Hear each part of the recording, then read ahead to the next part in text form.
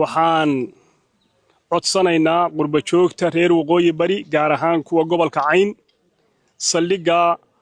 qabyada ah qiimihiisa la sheegay inta u harsan inay nagala soo qayb galaan haddaanu odayaasha nahay uqaasha iyo haddii aanu nahay guddida dhalinyarada ee aqoon-yahaniinta laba guddi baan qabannay xoolaha waa qaybinay qayb deegaankaanu saaray qaybna waxaanu saaray qurba joogta qaybna waxaanu saaray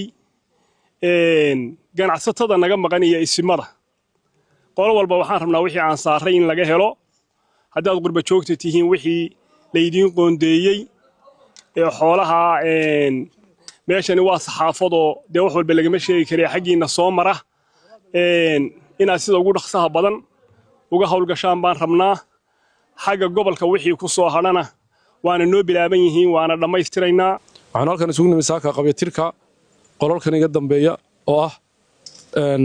buuhoodle saad ogtihiin dee magaaladu caasimadda oo magaalada inta la arkay halkaa saldhig bay leedahay saldhiggii baa qabyo tahay oo qaybtii maxaabiisaha lagu xarayn lahaa saldhigga baa qabyaa hoolalkii lagu xarayn lahaa ee lagu ururin lahaa waa wada qabyo sidaa awgeed maadaama hawshan baaxadda la socoto maxaabiis xoog leh ay mar walba soo xaraynayso mar walba maxaabiis xoog leh la soo xarayn la soo qabanayo amnigiina la sugayo kuwa nabadgeli darrada ku lug leh iyo kuwa maandooriyaha ku lug leh la soo xirayo waxaa si emergency loo doonayaa oo si dhaqso loo rabaa in meeshii lagu xarayn lahaa iyo goobii lagu xarayn lahaa wax laga qabto si dhaqsaana loo dhiso dhismahan si wacan buu u socday dagaalkii laascaanood baa ka soo galay oo dadkii gacanta ku hayay dhismihiisu ay u jeesteen markii gacanta lagu hayay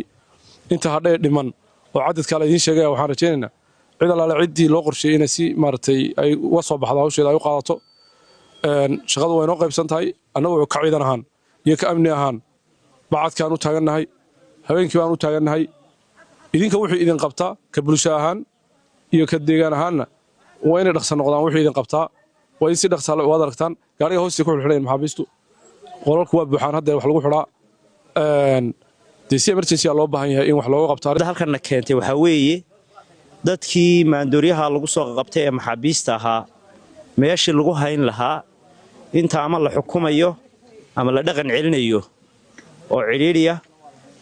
sida ay odayaashu sheegeen saldhigga qaybtan iga dambaysa waa qaybta maxaabiista waa qabyo iyadoo saa u madax bannaan baa maxaabiista lagu xidhaa waxaan halkan isu soo taagnay reer buuhoodle ama dibad ha joogaan ama dal ha joogaane inay gacan isku mid ah ka geystaan daaba intaa laga rabo ninka taageero siiya